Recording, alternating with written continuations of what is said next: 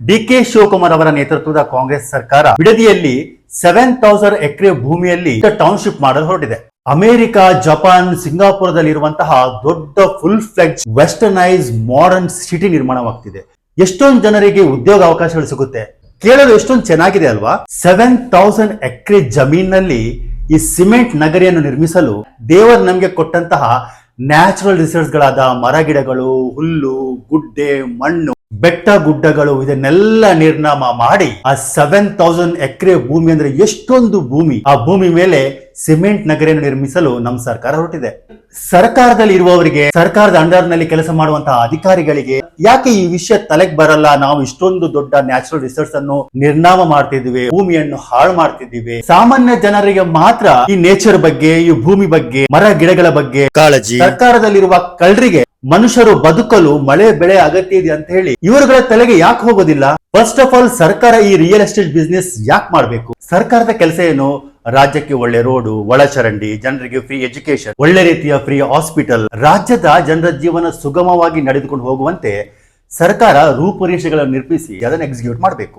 20,000 ಕೋಟಿಯ ಪ್ರಾಜೆಕ್ಟ್ ಇದು. ಈ 20,000 ಕೋಟಿಯಲ್ಲಿ ರಾಜಕಾರಣಿಗಳ ಜೇಬಿಗೆ ಎಷ್ಟು ಹೋಗುತ್ತೆ ಗೊತ್ತಾ? ಲೆಕ್ಕವಿಲ್ಲದಷ್ಟು ಹೋಗುತ್ತೆ. ಇದನ್ನು ಕುಮಾರಸ್ವಾಮಿ ಅವರು ತೀವ್ರವಾಗಿ ವಿರೋಧಿಸುತ್ತಿದ್ದಾರೆ. ಎಷ್ಟೊಳ್ಳೆ ಜನ ಅಂತ ಅನ್ಕೊಳ್ಬೇಡಿ. ಈ ಪ್ರಾಜೆಕ್ಟ್ ಅನ್ನು 2006 ಇಸ್ವಿಯಲ್ಲಿ ಸ್ಟಾರ್ಟ್ ಮಾಡಿದವರೇ ಕುಮಾರಸ್ವಾಮಿ ಅವರು. ದೇವೇಗೌಡರ ಕುಟುಂಬ ಕೂಡ ದೇಶವನ್ನು ಲೂಟು ಮಾಡಿದಂತಹ one of the politician family ಅಂತ ಹೇಳ್ಬೋದು. ಕುಮಾರಸ್ವಾಮಿ ಅವರು ಚಾಲನೆ ಕೊಟ್ಟಂತಹ ಪ್ರಾಜೆಕ್ಟ್ ಅನ್ನು ಡಿಕೆ ಶಿವಕುಮಾರ್ ಅವರು ಎತ್ತಿ ಹಿಡಿದು ಮುಂದುವರಿಸೋದಕ್ಕೆ ಇವರ ವಿರೋಧ ಯಾಕೆ? ಯಾಕೆಂದ್ರೆ ಈ ಪ್ರಾಜೆಕ್ಟ್ ಅಲ್ಲಿ ಎಷ್ಟು ಕೊಳ್ಳೆ ಹೊಡಿಬಹುದು, ಎಷ್ಟು ಸಂಪತ್ತಿ ವೃದ್ಧಿಸಬಹುದು ಅಂತ ಹೇಳಿ ಕುಮಾರಸ್ವಾಮಿ ಅವರಿಗೆ ಎಕ್ಸಾಕ್ಟ್ ಐಡಿಯಾ ಇದೆ. ತಾನು ಕೊಳ್ಳೆ ಹೊಡಿಬೇಕಾಗಿದ್ದಂತಹ ಸಂಪತ್ತಿಯನ್ನು ಇನ್ಯಾವನೋ ಕೊಳ್ಳೆ ಹೊಡಿತಿದ್ದಾನಲ್ಲ ಅಂತ ಹೇಳಿ ಕುಮಾರಸ್ವಾಮಿ ಅವರಿಗೆ ಹೊಟ್ಟೆ ಉರಿಯುತ್ತಿದೆ. ವಿರೋಧ ಪಕ್ಷದ ಬಿಜೆಪಿ ಇದಕ್ಕೆ ಸ್ಟ್ರಾಂಗ್ ಆಗಿ ಅಬ್ಜೆಕ್ಷನ್ ಮಾಡ್ತಾ ಇಲ್ಲ. ಜನರ ಕಣ್ಣಿಗೆ ಮಣ್ಣೇರಿಸಲಿಕ್ಕೆ ಅಲ್ಲೊಮ್ಮೆ ಇಲ್ಲೊಮ್ಮೆ ಕೆಲವು ನಾಯಕರುಗಳು ಅಬ್ಜೆಕ್ಷನ್ ಮಾಡ್ತಾ ಇದ್ದಾರೆ. ಇವ್ರುಗಳು ಹೇಳ್ಕೊಳ್ಳಕ್ಕೆ ಮಾತ್ರ ವಿರೋಧ ಪಕ್ಷದವರು, ಆದ್ರೆ ಒಳಗಿಂದೊಳಗೆ ಇವ್ರೆಲ್ಲರೂ ಒಬ್ರಿಗೊಬ್ರಿಗೆ ಕರಪ್ಷನ್ ನಲ್ಲಿ ಹೆಲ್ಪ್ ಮಾಡ್ತಾರೆ. ಬಿಜೆಪಿಯ ಅಪೋಸಿಷನ್ ಲೀಡರ್ ವಿಜೇಂದ್ರ ಅವರು ಕಂಪ್ಲೀಟ್ ಆಗಿ ಸೈಲೆಂಟ್ ಆಗಿದ್ದಾರೆ. ಪತ್ರಕರ್ತರು ನೀವ್ಯಾಕೆ ಸೈಲೆಂಟ್ ಆಗಿದ್ದಾರೆ ಅಂತ ಕೇಳಿದ್ರೆ, ನನಗೂ ಡಿ ಕೆ ಶಿವಕುಮಾರ್ ಅವರಿಗೂ ಬಿಸ್ನೆಸ್ ರಿಲೇಶನ್ಶಿಪ್ ಇದೆ ಅಂತ ಹೇಳಿ ವ್ಯಂಗ್ಯವಾಗಿ ಉತ್ತರ ಕೊಡ್ತಾರೆ. ಆ ವ್ಯಂಗ್ಯದಲ್ಲಿ ನಿಜ ಕೂಡ ಇದೆ. ಕುಮಾರಸ್ವಾಮಿ ಅವರು ಈ ಪ್ರಾಜೆಕ್ಟ್ ಗೆ ಓಕೆ ಮಾಡಿದಾಗ ಕರ್ನಾಟಕದ ಸಿಎಂ ಆಗಿದ್ರು, ಯಡಿಯೂರಪ್ಪನವರು ಡಿಸಿಎಂ ಆಗಿದ್ರು. ಒಪ್ಪಂದದ ಪ್ರಕಾರ 3 ವರ್ಷದ ನಂತರ ಕುಮಾರಸ್ವಾಮಿ ಅವರು ಯಡಿಯೂರಪ್ಪನವರಿಗೆ ಸಿಎಂ ಪದವನ್ನು ಟ್ರಾನ್ಸ್ಫರ್ ಮಾಡಬೇಕಾಗಿತ್ತು. ಆದ್ರೆ ಕುಮಾರಸ್ವಾಮಿ ಅವರು ಬಿಜೆಪಿಗೆ ಯಡಿಯೂರಪ್ಪನವರಿಗೆ ಮೋಸ ಮಾಡ್ತಾರೆ, ಸರ್ಕಾರವನ್ನ ಬೀಳಿಸ್ತಾರೆ. ಇಬ್ರು ಜೊತೆಯಾಗಿ ಲೂಟಿ ಮಾಡಬೇಕಾಗಿದ್ದ ಈ ಪ್ರಾಜೆಕ್ಟ್ ಅಲ್ಲಿಗೆ ಬಿದ್ದು ಹೋಗುತ್ತೆ. ಡಿ ಕೆ ಶಿವಕುಮಾರ್ ಅವರು ಬಿಡದಿ ಟೌನ್ಶಿಪ್ ಪ್ರಾಜೆಕ್ಟ್ ಗೆ ಅಡ್ಡಿ ಅಡಚಣೆಗಳು ಬರದಂತೆ ಎಲ್ಲಾ ಪಾರ್ಟಿಯ ನಾಯಕರುಗಳಿಗೆ ನನಗೂ ಫ್ರೀ ನಿನಗೂ ಫ್ರೀ ಅನ್ನುವ ಕೊಡುಗೆಗಳನ್ನು ಕೊಟ್ಟಿರ್ಬೋದು. ಹಾಗಾದ್ರೆ ಕುಮಾರಸ್ವಾಮಿ ಅವರಿಗೆ ಈ ಕೊಡುಗೆಗಳು ಹೋಗಿಲ್ವಾ? ಖಂಡಿತವಾಗ್ಲೂ ಹೋಗಿರುತ್ತೆ. ಈ ಪ್ರಾಜೆಕ್ಟ್ ನ ಲೂಟುಗಾರಿಕೆಯ ಪಾಲು ಖಂಡಿತವಾಗ್ಲೂ ಹೋಗಿರುತ್ತೆ. ಆದ್ರೆ ಈ ಜುಜುಬಿ ಪಾಲುಗಾರಿಕೆಯಲ್ಲಿ ಕುಮಾರಸ್ವಾಮಿ ಅವರಿಗೆ ಇಂಟ್ರೆಸ್ಟ್ ಇರ್ಲಿಕ್ಕಿಲ್ಲ. ಯಾಕಂದ್ರೆ 2 ವರ್ಷಗಳ ನಂತರ ಎಲೆಕ್ಷನ್ ಇದೆ. ಈ ನೆವರ್ ನೋ, ಕುಮಾರಸ್ವಾಮಿ ಅವರು ಮತ್ತೆ ಮುಖ್ಯಮಂತ್ರಿ ಆದ್ರೆ ಒಬ್ಬರೇ ಎಲ್ಲಾ ಪ್ರಾಫಿಟ್ ಅನ್ನು ಗುಳುಂ ಮಾಡಬಹುದು ಅನ್ನುವ ದುರಾಲೋಚನೆ ಇರಬಹುದು.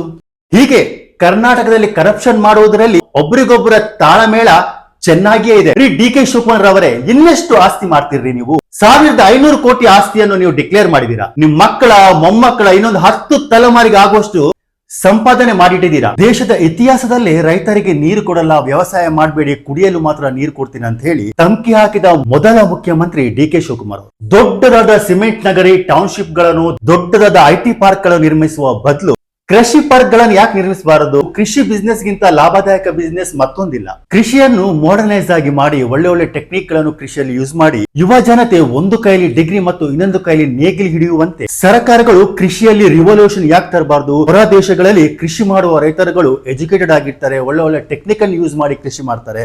ಆದ್ರೆ ನಮ್ಮ ದೇಶದಲ್ಲಿ ರೈತರುಗಳು, ಕೃಷಿ ಮಾಡುವವರು ಬಡವರಾಗಿರ್ಬೇಕು, ಅನ್ಎಜುಕೇಟೆಡ್ ಆಗಿರ್ಬೇಕು ಅನ್ನುವ ಮಾನದಂಡಗಳು ಇದ್ದಂತೆ ಕಾಣುತ್ತೆ. ಕೃಷಿ ಮಾಡುವ ಹುಡುಗರುಗಳಿಗೆ ಹೆಣ್ಣು ಕೂಡ ಸಿಗ್ತಾ ಇಲ್ವಂತೆ. ಡಿ ಕೆ ಶಿವಕುಮಾರ್ ಅವರ ಪ್ರಕಾರ 70% ಬಿಡದಿಯ ಜನ ಸರ್ಕಾರಕ್ಕೆ ಭೂಮಿಯನ್ನು ಮಾರಾಟ ಮಾಡಿದಾರಂತೆ. ಇನ್ನುಳಿದ 30% ಜನಗಳೇ ಖಂಡಿತವಾಗ್ಲೂ ಭೂಮಿ ತಾಯಿಯನ್ನು ಮಾರಬೇಡಿ, ಒಂದೊಳ್ಳೆ ಲಾಯರ್ ಅನ್ನು ಹೈಯರ್ ಮಾಡಿ ಸರ್ಕಾರದ ವಿರುದ್ಧ ಕೋರ್ಟ್ ಅಲ್ಲಿ ಕೇಸ್ ಹಾಕಿ. ಕೋರ್ಟ್ಗೆ ಕೇಸ್ ಹೋದ ತಕ್ಷಣ ಸ್ಟೇ ಆರ್ಡರ್ ಬರುತ್ತೆ. ಆಮೇಲೆ 10-15 ವರ್ಷ ಈ ಪ್ರಾಜೆಕ್ಟ್ ಹಂಗೆ ಪಾಳು ಬೀಳುತ್ತೆ. ಆವಾಗ ಇವರುಗಳ ಆಯುಷ್ ಕೂಡ ಮುಗಿಯುತ್ತೆ. ರೈತರೇ ಅಥವಾ ರೈತರಲ್ಲದವರೇ, ನಿಮ್ಮ ಜಮೀನನ್ನು ಮಾತ್ರ ಬಿಟ್ಕೊಡಕ್ ಹೋಗ್ಬೇಡಿ. ನಮ್ಮ ಜೀವನದ ಅರ್ಧ ಆಯುಷ್ ಮುಗಿದಿದೆ. ನಮ್ಮ ಮುಂಬರುವ ಯುವ ಪೀಳಿಗೆ ಶುದ್ಧವಾದ ವಾತಾವರಣದಲ್ಲಿ ಆರೋಗ್ಯಕರವಾದ ಜೀವನ ನಡೆಸಬೇಕಾದ್ರೆ ಭೂಮಿ ತಾಯಿಯನ್ನು ಉಳಿಸುವುದು ನಮ್ಮೆಲ್ಲರ ಕರ್ತವ್ಯ.